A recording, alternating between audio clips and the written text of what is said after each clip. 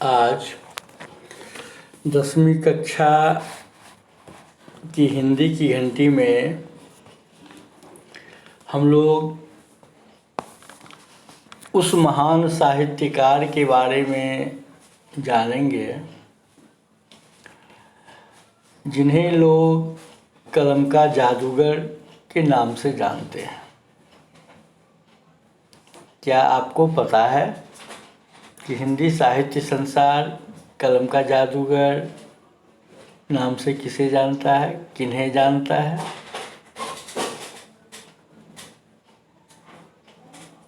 ध्यान में लाइए।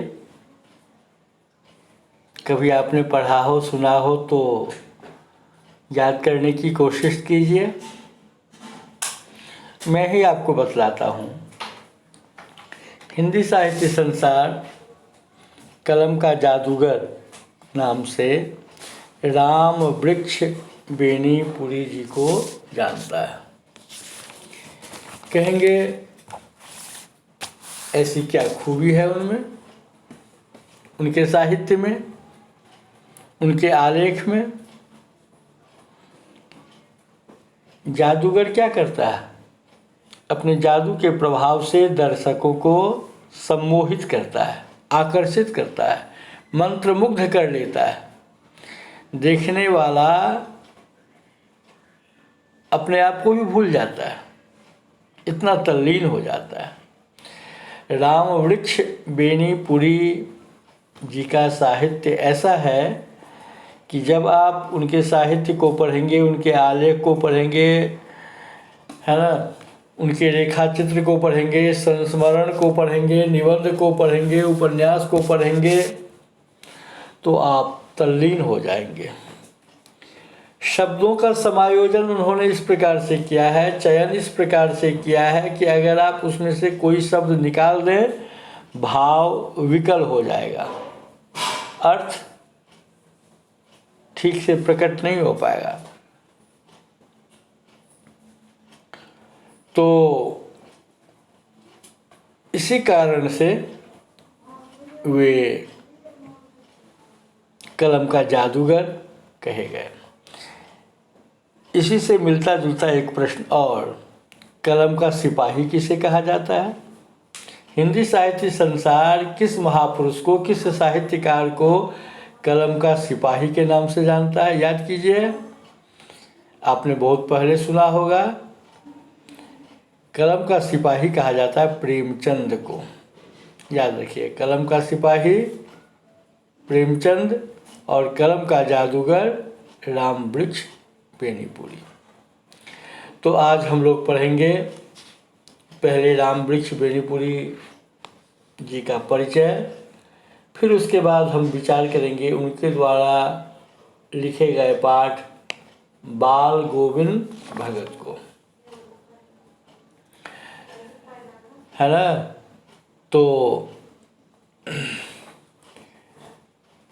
अपने ही राज्य बिहार में मुजफ्फरपुर जिला, दरभंगा से थोड़ा पश्चिम पड़ता है, तो मुजफ्फरपुर जिला में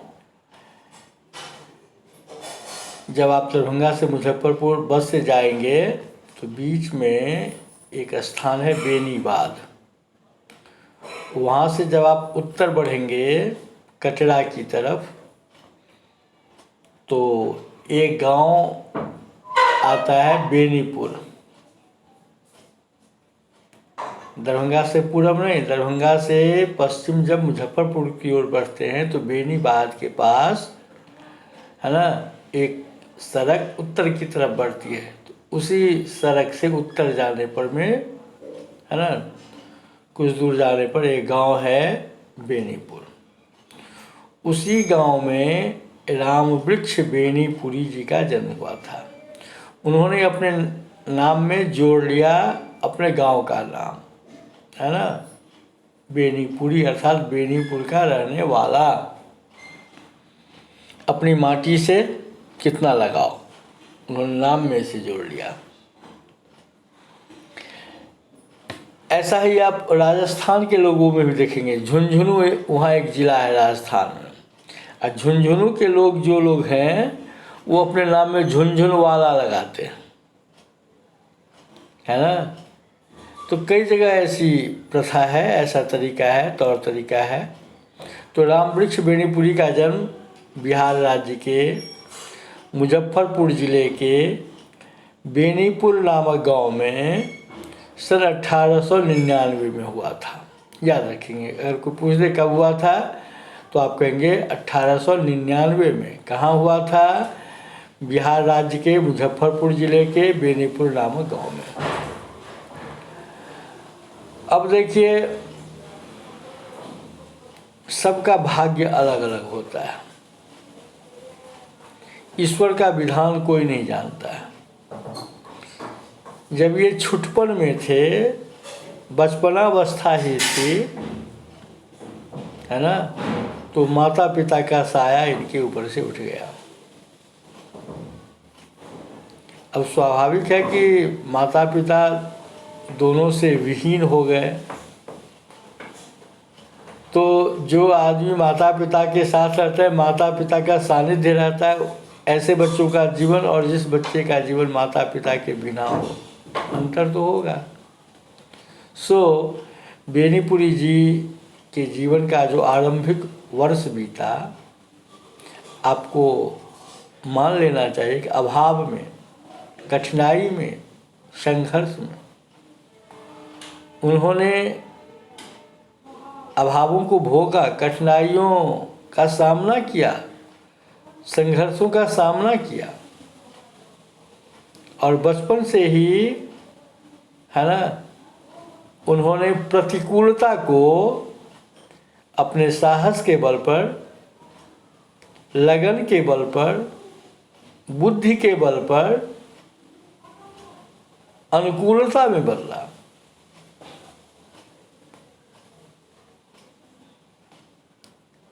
अब देखिए कैसे इसको आप समझेंगे। जिराफ नाम के जानवर को आप जानते होंगे, उसकी अगली टांग कितनी बड़ी होती है दोनों, और गर्दन कितनी लंबी है।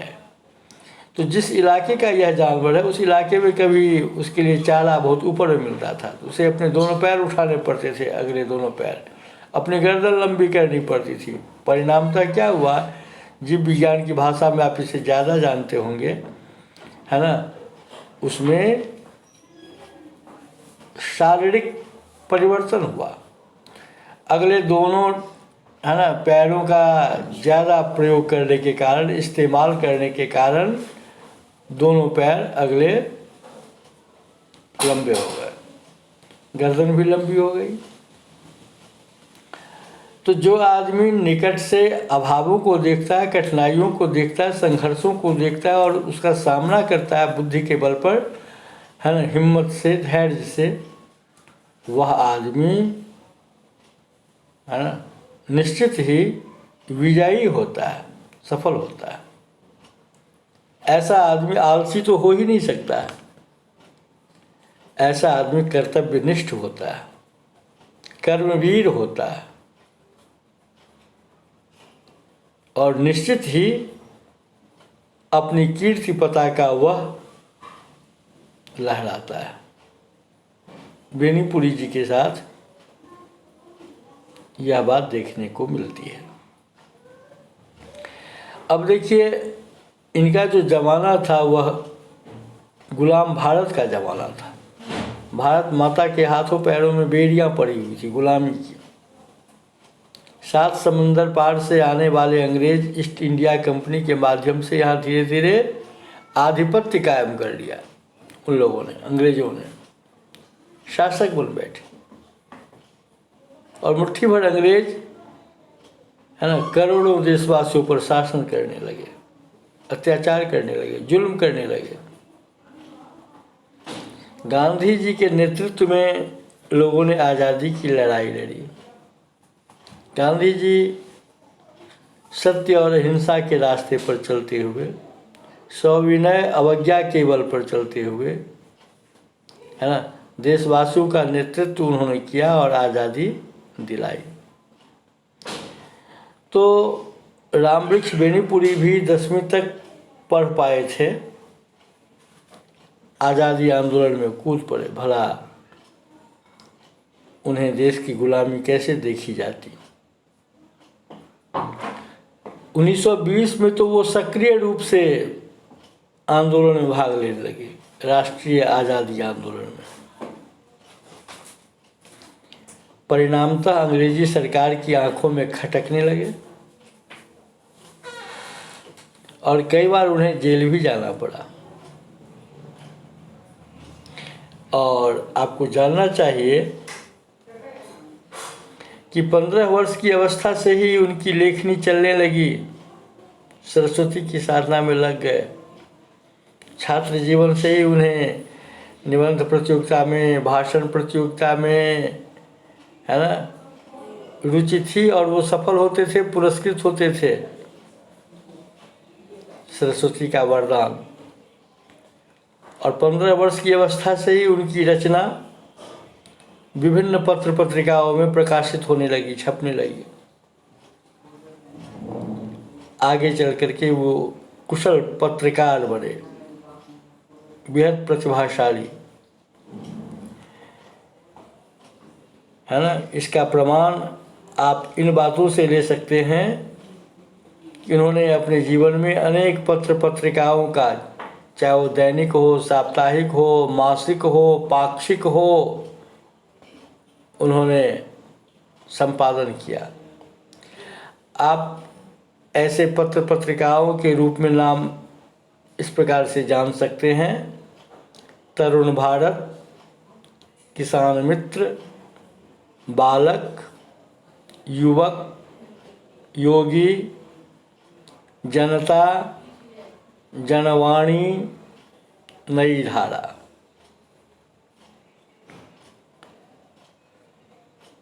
तो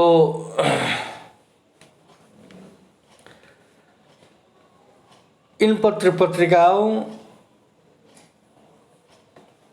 को यह गौरव मिला कि रामवृक्ष बेनीपुरी जैसे महान प्रतिभाशाली पत्रकार उनके संपादक हुआ करते थे, उन पत्रों के, पत्रिकाओं के। अब गद्य की जितनी विधाएं हैं, अधिकांश पर इनकी लेखनी चली, काफ़ी प्रतिष्ठा मिली और इनका संपूर्ण साहित्य बेनीपुरी रचनावली के नाम से प्रकाशित है। 1 2 नहीं, 8 भागों में, 8 खंडों में इन्होंने उपन्यास लिखा, कहानी लिखी, नाटक लिखे, रेखाचित्र लिखा, यात्रा वृत्तांत पर लेखनी चली, संस्मरण भी लिखे। आप काफ़ी चर्चित रचनाओं के नाम ले सकते हैं। उपन्यास में पतितों के देश में, कहानी के रूप में चिता के फूल, नाटक अम्बपाली, ये सब पाठ्यक्रम में लोग पढ़ते हैं, है ना। माटी की मूर्तें, रेखाचित्र।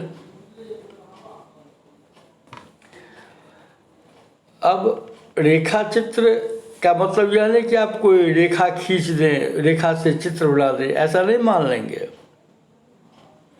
जैसे आपने देखा इससे पहले वाले पाठ में, स्वयं प्रकाश का जो पाठ है, नेताजी का चश्मा, जिसमें आप एक पान वाले से रूबरू हुए होंगे। हालदार साहब जब, है ना, कस्बे के चौराहे पर नेताजी की मूर्ति देखते हैं और आंखों पर चश्मा नहीं, तो जिज्ञासा होती है। और फिर देखते हैं, अरे चश्मा तो रोज़ बदलता है, मूर्त पत्थर की और चश्मा रियल, वास्तविक, कभी चौड़े फ्रेम का, कभी पतले फ्रेम का, कभी गोल, कभी तार का, है ना। तो जिज्ञासा होती है, ऐसा कैसे हो रहा है। तो पान वाले ने किस प्रकार से बताया, तो पान वाला कैसा है, तो आप जब लिखेंगे कि वो पान वाला काला, कलूटा, घुंघराले बाल बड़े बड़े, है ना, उसकी दंतावली लाल काली बत्ती सी, क्यों, पान उसके मुंह में हमेशा भरा रहता था, पान वाला था, पान खाता रहता था, इस कारण से। और तोंदिल, तोंद बढ़ी हुई, निकली हुई, जब वो हंसता था तो उसकी तोंद थिरकने लगती थी। इस तरह से जब आप लिखेंगे तो आपके शब्द बोलेंगे, है ना, लगता है कि शब्द बोलते हैं, आपके मानस पटल पर एक चित्र अंकित होने लगता है। इस प्रकार से जो बाहरी रूपरेखा है उसका ऐसा वर्णन आप करेंगे कि वह जीवंत हो जाए, लगे कि वाकई में जो आप कहना चाहते हैं वह चित्र आपके सम्मुख, आपके मानस पटल पर, आपके हृदय में वह अंकित हो चला है। तो ये है रेखा चित्र, न कि कोई रेखा खींच करके चित्र बना देना। अनजाने में कभी कभी बच्चे ऐसा कर देते हैं, है ना। एक बार प्रश्न आया कि आप रेखा चित्र लिखिए, खींचिए, बनाइए पान वाले का, तो एक बच्चे ने एक चित्र जैसा बना दिया। ऐसा नहीं करना, ऐसा नहीं समझना। तो माटी की मूर्तें, बेनीपुरी जी का रेखा चित्र है। इसके बाद यात्रा वृत्तांत, पैरों में पंख बांधकर। 9वीं कक्षा में याद है आपने पढ़ा था राहुल सांकृत्यायन का एक पाठ, ल्हासा की ओर। वह क्या है? यात्रा वृत्तांत है। राहुल सांकृत्यायन तिब्बत की यात्रा करते हैं, ल्हासा की यात्रा करते हैं। ल्हासा क्या है? तिब्बत की राजधानी है ना। तो उन्होंने यात्रा की थी नेपाल के रास्ते, आपको याद होगा वह पाठ। तो वह पाठ गद्य की कौन सी विधा है? यात्रा वृत्तांत है, जिसमें लोग सफ़र के बारे में, यात्रा के बारे में, है ना, अपने खट्टे मीठे अनुभवों को लिखा करते हैं, है ना। किसी जगह की सामाजिक, धार्मिक, आर्थिक, राजनीतिक, भौगोलिक, ऐतिहासिक, है ना, ये तमाम पहलू पर जो जानकारी दी जाती है वो है यात्रा वृत्तांत। मतलब कहीं की आपने यात्रा की, आपने क्या देखा, क्या जाना, या तो पैरों में पंख बांधकर, समझ गए। तो लाजवाब इनका साहित्य है। अब मैं आपको इनके एक छोटे से पाठ के बारे में बताऊं। मशाल, कैसे वो लिखते हैं, ध्यान से सुनेंगे। ब्रह्मा जी के बारे में लिखते हैं, अरे ओ विधाता, तुम्हें दिन मिला बनाकर चैन नहीं मिली तो तूने रात बना दी, और हमें रोते, रोने, बिलबिलाने, चिल्लाने, चीखने के लिए छोड़ दिया, है ना। लेकिन हम हार कहाँ मानने वाले। हमने मशाल बनाई, मशाल, ज्योति का प्रतीक। और तब वो ब्रह्मा को चुनौती देते हुए कहते रहे, ओ बुढ़े, देख मेरे हाथों में मशाल है, अंधकार को भगाता हुआ, चीरता हुआ प्रकाश पुंज, प्रकाश फैलाता हुआ। तो यह उस जमाने की कल्पना जब आदि मानव को ज्ञान हुआ होगा और उसने पहली बार रात देखी होगी। कल्पना कीजिए, शाम होते ही झिंगुर की आवाज़, खरखराने की आवाज़, जंगल में रहने वाला हुआ आदि मानव, गुफाओं में, कंदराओं में। कल्पना कीजिए कैसा जीवन होगा उस समय आदि मानवों का। और पहली बार जब रात देखी होगी, या ज्ञान होने के बाद जब रात का बोध हुआ होगा, कैसा लगा होगा। आजकल भी बच्चे डरते हैं, है ना। अगर आप गांव घर जाएं, शाम हो गई, रात हो गई, अंधेरा है, तो बच्चे बाहर निकलने से डरते हैं। बड़े बुजुर्ग को कहते जरा साथ चलिए, तो आज भी बच्चे डरते हैं। ऐसा नहीं, भय होता है। जब आप रस पढ़ेंगे, है ना, तो आपको बताया जाएगा भय क्या है, साहस क्या है। रस में आप इसको देखेंगे, जानेंगे, है ना। या भाग पूरा हो जाता है, 1-2 पाठ और हो जाएंगे तो हम रस पर चर्चा करेंगे, आप जानेंगे। तो हाँ, एक पाठ और याद आया, बाढ़ का बेटा, जिसमें इन्होंने स्वाभिमान की चर्चा की है। अब जैसे बाढ़ का बेटा कहने से आपको लग जाएगा अनुमान जो कि बाढ़ आई हुई होगी, अब गांव घर में पुराने ज़माने की बात याद करें, जब फूस के घर हुआ करते थे, आज भी हुआ करते हैं गांव में भी, कई जगहों पर आप देखते होंगे माटी का घर, ऊपर फूस, है ना। तो अब बाढ़ आई, टाट का घर, फूस का घर टेढ़ा हो गया, घर में पानी भर गया, मिट्टी भर गई। बाढ़ अपने साथ मिट्टी भी लाती है, लेकिन वह बाढ़ का बेटा जो लेखक के द्वारा लिखा गया, उसमें जो बालक है वो किशोरावस्था में है, युवा नहीं है, किशोरावस्था में। और लोग तो सरकार की राहत के लिए आशा लगा बैठते हैं कि सरकार कब ध्यान देगी, क्या करेगी, पानी कैसे निकलेगा, घर कैसे ठीक होगा।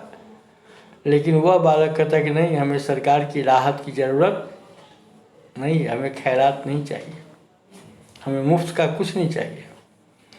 वो अपने बाहुबल से घर से वो मिट्टियों को निकालता है ना, बांस का टुकड़ा बनाकर, खंभा नुमा बना करके उसे लगाता है ना। टाट की जो दीवार है पत्ती की बनी हुई, उसको सीधा करता है और छोटी सी डोंगी लेकर, छोटी सी नाव लेकर निकल पड़ता है पतवार के साथ, मछली पकड़ता है जाल लेकर के बेचता है। तो यह है आत्मनिर्भरता का पाठ, है ना। अब आजकल का ज़माना देखिए, अभी का समय देखिए, लोग कोरोना से पीड़ित हैं जहाँ तहाँ, है ना। कई लोगों की, है ना, समस्या आप टीवी पर, मोबाइल पर, अखबार से, रेडियो से, संचार के अन्य साधनों से आप सुनते होंगे, पढ़ते होंगे, जानते होंगे, देखते होंगे। तो समस्या तो है, लेकिन इसी समस्या को कई लोग अपने बल पर में उसका हल निकाल रहे हैं, इसमें भी अपने स्वाभिमान का परिचय दे रहे हैं। और कई लोग सरकार की ओर टकटकी लगाए हुए हैं कि सरकार हमें कब खैरात देगी, मुफ्त में अनाज, पैसे। ऐसे भी लोग हैं जो साधन संपन्न है, वो सरकार की राहत सामग्री लेने से चूकते नहीं। विचारधारा सबकी अलग अलग होती है। तो बाढ़ का बेटा रामवृक्ष बेनीपुरी का जो पाठ है, उसमें स्वाभिमान की चर्चा है, आत्मनिर्भरता की बात है, कर्मवीरता की बात है और अपने बल पर समस्याओं का सामना करने की बात है।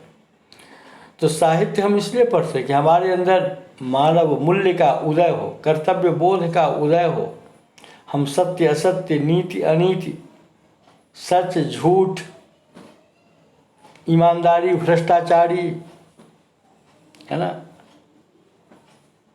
करणीय अकरणीय, इन बातों को समझ सकें, जान सकें। साहित्य केवल मनोरंजन के लिए ही नहीं है, साहित्य हमें सही अर्थ में इंसान बनाता है, हमारे अंदर मनुष्यता आती है। अब आप सोच सकते हैं कि 1920 में ये सक्रिय रूप से स्वाधीनता आंदोलन में भाग लेने लगे, 1899 में इनका जन्म हुआ था, है ना। अब आप जोड़िए कि ये कितने वर्ष के थे उस समय, मतलब एक चिड़िया भी आज़ाद रहना चाहती है, एक पशु भी आज़ाद रहना चाहता है, और मनुष्य जो सभी प्राणियों में ज्ञानी है, भला वो गुलाम कैसे रहना चाहेगा। वह सामाजिक विषमता कैसे देख सकता है, भेदभाव कैसे देख सकता है, अत्याचार कैसे देख सकता है और झेल सकता है। तो इनके अंदर कर्मवीरता थी, इनके अंदर धैर्य था, साहस था, प्रतिकूलता को अनुकूलता में बदलने की शक्ति थी, हिम्मत थी। ये समस्याओं के सामने घुटने टेकने वाले इंसान नहीं थे, बल्कि समस्याओं को अंगूठा दिखाने वाले इंसान थे, है ना, फतह करने वाले इंसान थे। ऐसे साहित्यकार थे। इसलिए इनके साहित्य में आप देखेंगे स्वाधीनता की चेतना, मनुष्यता की चिंता और इतिहास की युगानुरूप व्याख्या। इतिहास क्या है? बीती हुई बातों की कथा। और युगानुरूप, युग के अनुरूप, समय के अनुरूप, है ना, देश काल परिस्थिति को समझ करके उसका सम्यक वर्णन, उसकी व्याख्या, उसकी समीक्षा, उसकी आलोचना इन्होंने की, समालोचना की, व्याख्या की, समीक्षा की, लेखन किया। और इनकी शैली विशिष्ट प्रकार की है। कहा जाता है शैली ही व्यक्तित्व है। आपके चलने का ढंग, उठने का ढंग, बैठने का ढंग, बोलने का ढंग, यह अपने आप में विशिष्ट होता है। आप आगे बढ़ जाएंगे, पीछे से लोग आपको देखेंगे, आपको पहचान जाएंगे कि आप अ हैं कि ब हैं कि स हैं, पहचान जाएंगे। और शैली है चलने की भी, बोलने की भी, लिखने की भी, हर काम की। तो रामवृक्ष बेनीपुरी जी की जो शैली थी, वही शैली इन्हें विशिष्ट बनाती थी। और विशिष्ट शैलीकार होने के कारण ही हिंदी साहित्य संसार इन्हें कलम का जादूगर भी कहता है, इस नाम से जानता है। अद्भुत है ना। पैरों में पंख बांधकर, अगर आपको कभी पढ़ने का अवसर मिले तो आप पढ़िए, आप देखेंगे कि कैसे उसमें लिखा, अरे लगा जैसे हम पैरों में हमने पंख बांध लिया हो। याद कीजिए, आप कल्पना कीजिए, जब राइट बंधु ने हवाई जहाज़ बनाया था, लेकिन उस राइट बंधु के पहले कई लोगों ने हवाई जहाज़ बनाने की कोशिश की। मन में इच्छा कब जगी, कल्पना कब जगी? जब चिड़ियों को उड़ते हुए देखा लोगों ने, तो मन में यह बात आई कि हम भी उड़ते। तो किसी ने हाथ में कूट बांधकर, किसी ने सूप बांधकर, किसी ने और भी तरीका से उड़ने का प्रयास किया। कई बार लोग गिरे, कई बार लोग घायल हुए, कई बार लोगों ने जान से हाथ धो बैठा। लेकिन क्या, लोगों ने इस कल्पना को, है ना, साकार करने की बात छोड़ दी? नहीं। अगर छोड़ देते तो आज हम हवाई जहाज कैसे देखते, रॉकेट कैसे देखते? तो आवश्यकता आविष्कार की जर्नी है ना। जैसे आपकी आवश्यकता होगी, इच्छा होगी, आविष्कार होगा, अनुसंधान होगा, खोज होगा,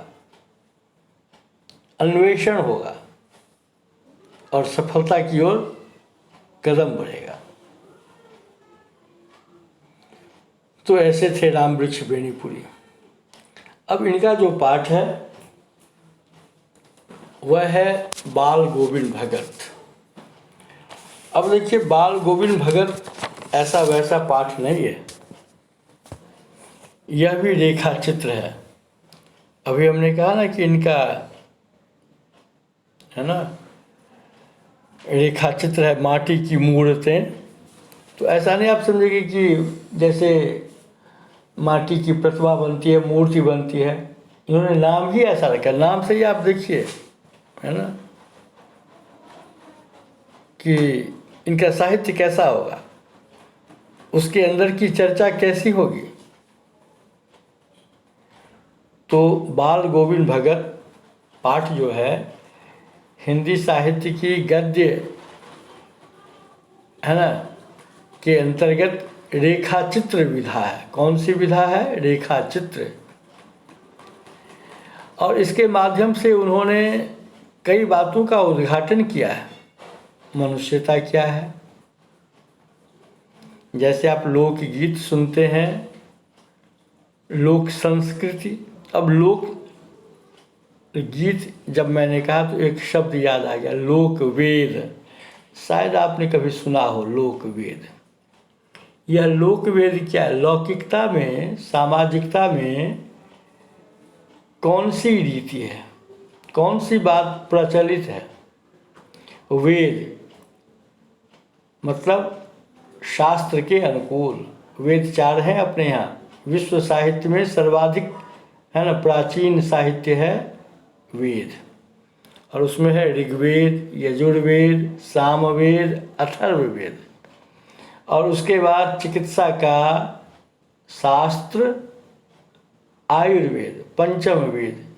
कुछ लोग आचार्य भरत मुनि की रचना नाट्यशास्त्र को पंचम वेद कहते हैं। दक्षिण भारत में तिरुक्कुरल है ना, संत तिरुवल्लुवर की रचना, वह भी पंचम वेद कहलाता है ना। तो लोकवेद भी आप समझ गए। तो बेनीपुरी जी ने अपने पाठ के माध्यम से मनुष्यता, लोक संस्कृति, सामूहिक चेतना है ना पर उन्होंने ध्यान दिलाया है। और इसको बतलाने के लिए, इन बातों का उद्घाटन सम्यक रूप से हो, इसके लिए उन्होंने बाल गोविंद भगत को आधार बनाया। और वो लिखते हैं कि वो सन्यासी थे, लेकिन कैसा? गृहस्थ सन्यासी। जैसे कमल का पत्ता पानी में रहता है लेकिन पानी से अलग। सूरदास के पद पढ़ाने के समय हमने चर्चा की थी, पद्म पत्र मीवाम भसा। पद्म पत्र मतलब पद्म कहते हैं कमल को, कमल के पत्ते के जैसा। पानी में है लेकिन पानी से अलग। संसार में बहुत सारे लोग हैं लेकिन सांसारिकता, भोग विलास से अलग। बिल्कुल मानवता का पक्षधर, मानवता का प्रतीक। और ये बाल गोविंद भगत कबीर को साहब कहते थे, कबीर पंथी थे। जो कुछ उपजाते, गृहस्थ थे, खेती बाड़ी भी करते थे, प्रभु का गुणगान करते थे, कबीर के पद गाते थे, मस्त होकर के, मीठी आवाज़। जाड़े के समय में वो जब लोग घर में दुबके रहते हैं, रजाई में दुबके रहते हैं, कंबल में दुबके रहते हैं, सिमटे रहते हैं, उस समय वो तालाब के किनारे बैठ जाते, नित्य क्रिया से निवृत्त होकर स्नान आदि करके, है ना, और अपनी खजरी लेकर के बजाने लगते, गाने लगते। प्रभाती, पराती, प्रातःकाल जो गीत गाया जाता है वो पराती, प्रभाती, मधुर स्वर में। खेती करते वक्त भी गाते रहते, है ना, बुआई करते रहते, धान के बिचड़ों की वर्षा होती रहती, लोग मगन हो जाते हैं। गंगा स्नान करने के लिए जाते ही, और पैदल जाते, घर से जो खाकर जाते वही, और आते लौट करके तब खाते। रास्ते में कहीं ना प्यास लगी, कहीं पानी पी लिया, लोगों से राम राम, भेंट घाट, गाते जाते, गाते आते, गंगा मैया में डुबकी लगाते। ऐसे संत थे वो, है ना। हमेशा लोगों का भला ही सोचा, मन में कभी किसी के बारे में बुरा नहीं, सही रास्ता दिखाया, किसी को सही बात बतलाई, बुराई को भी अच्छाई से जीती।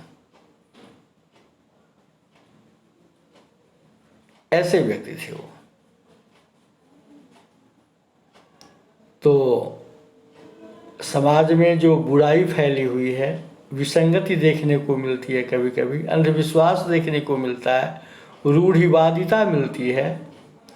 लेखक ने, बेनीपुरी जी ने इन बातों को खंडित किया है, इन बातों पर चोट की है बाल गोविंद भगत पाठ के माध्यम से, इस अपने रेखा चित्र के माध्यम से। तो आज आप सबों ने बाल गोविंद भगत पाठ के बारे में क्या आत्मा है, किन बातों को लेखक ने बताने की कोशिश की है, आपने यह जाना। और राम वृक्ष बेनीपुरी जी का परिचय आपने जाना। तो आपके लिए गृह कार्य हुआ कि आप राम वृक्ष बेनीपुरी जी का परिचय लिखेंगे अपने शब्दों में। और बाल गोविंद भगत पाठ हिंदी साहित्य की कौन सी विधा है, तो उत्तर होगा आपका रेखा चित्र। और इस पाठ के माध्यम से उन्होंने किन किन बातों का उद्घाटन किया है, किन किन बातों पर चोट की है, प्रहार किया है, आप इसे भी लिखेंगे। अगले दिन हम लोग देखेंगे बाल गोविंद भगत पाठ को। धन्यवाद।